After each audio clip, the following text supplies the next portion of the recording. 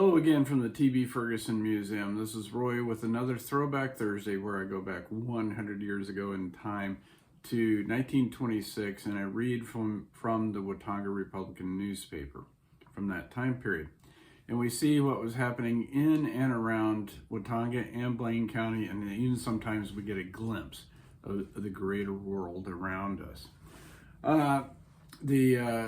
So before we get into it, I just got to take care of some business here.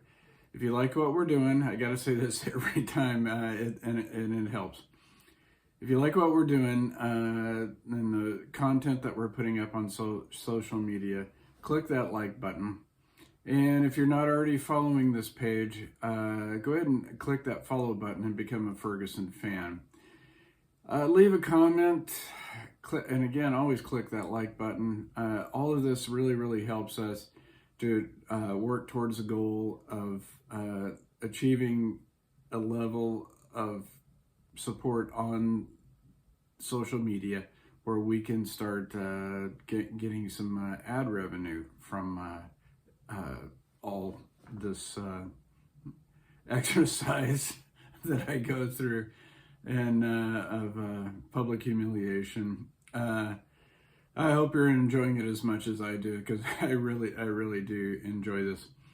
Anyhow, we got a lot of things to get to, so we actually got some historical and social things to be discussing. It's in the paper today, and this is what the information I'm trying to glean from 1926 in contrast to how we are living in 2026, and see how things are different, how things are the same, and have we really learned anything, and have we gotten better? And in some cases we're the same, some cases we haven't changed. But on a lighter note, let's go ahead and start off with the Liberty Theater.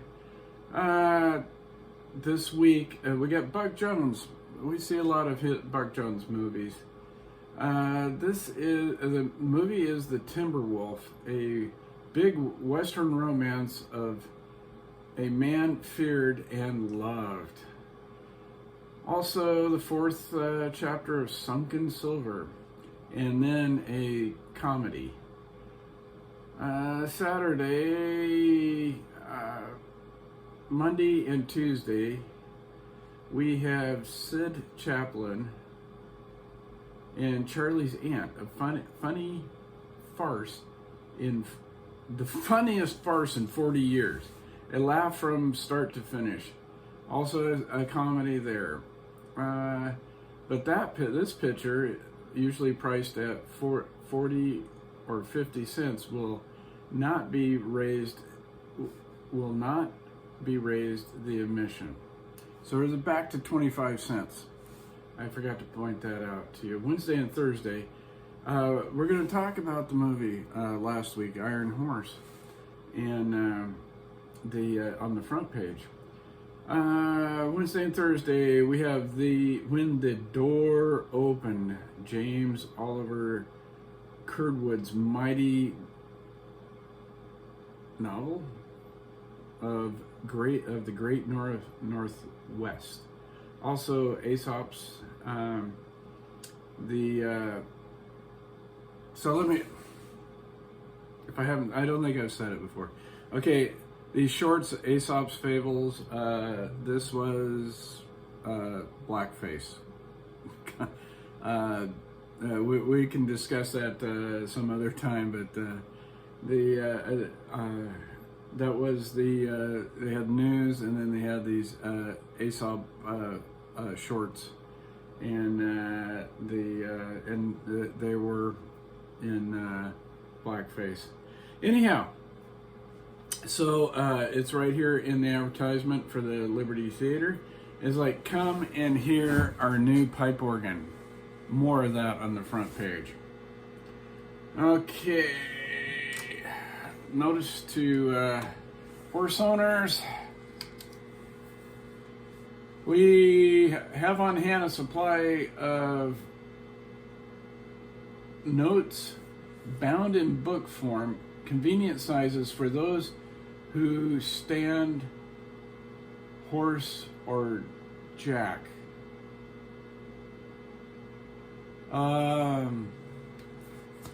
You know what any of that means, just let me know in the comments, okay? And we're selling some milk cows. All right. We got to move on. I got to stay out of lots and lots of consumer stuff. And, all right. So let's start off. Last week, I did find that movie, The Iron Horse. Excuse me. And I put the link in last week's Throwback Thursday. It's a silent movie. It's 2.5 hours long. And it is so iconic for that time period. We've got in there, you've got the good guys and the bad guys, and we got the Native Americans, the tropes on the violent Native Americans, and the westward expansion. Manifest Destiny is in there. Good and evil. I already said all that stuff and everything, but it's a silent movie, and so that was a pleasant surprise. So last week and maybe I missed the advertisement. The Liberty Theater installed a pipe organ ahead of that movie, and it was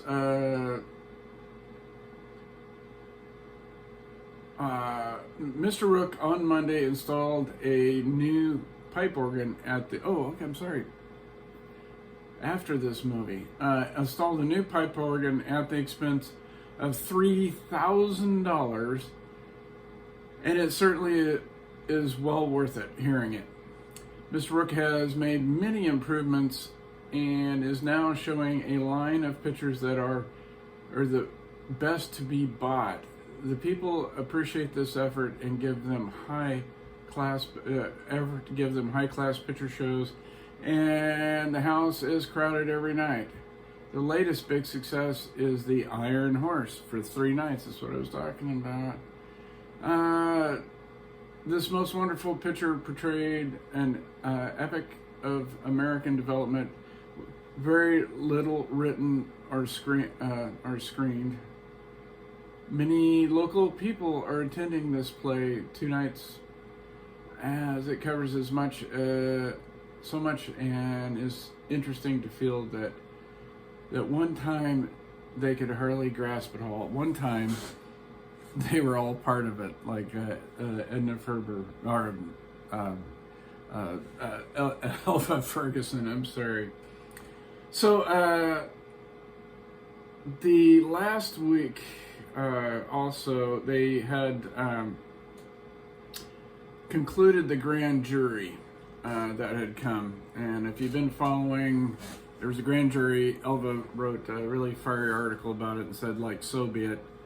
And so she said it was a whole bunch of to do about nothing. And then the grand jury came here, spent a whole bunch of money, or the special prosecutors from Oklahoma City impaneled the grand jury. Nothing was found, and they just got back on the train and left. And Elva was pretty scathing about that. So she writes about this, and this is a long article and everything. So at the time in 1926, there was 2 newspapers here in town. There was the Watonga Republican and the Watonga Herald, and they were not only competing papers with each other, they were ideologically different from each other.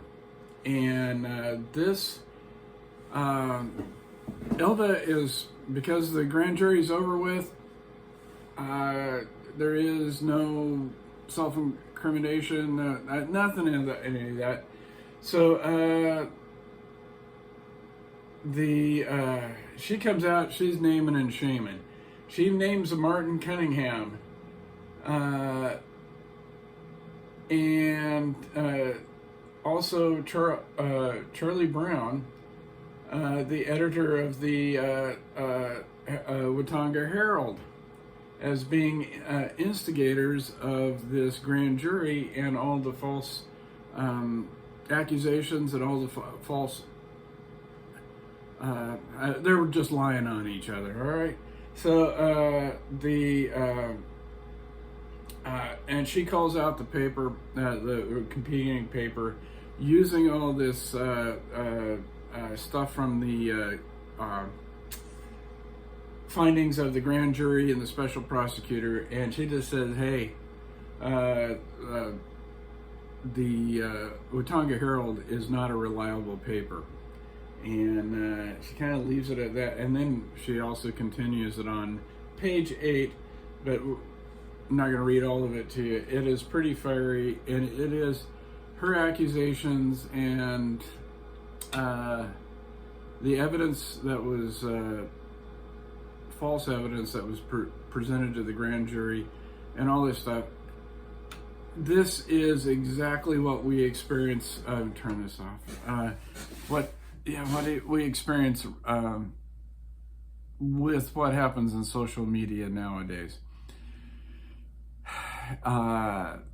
Some things have not changed. Only the media type has changed. The personality or people's human nature to go down these salacious, unfounded tracks of thought with no foundation. That hasn't changed. It's just that now I can sit here in front of you with a device and I can put something out there that the entire world sees. And you can get on there and make some of the craziest comments and accusations in the comment section. And that's the world we live in. The technology has changed. Human nature hasn't.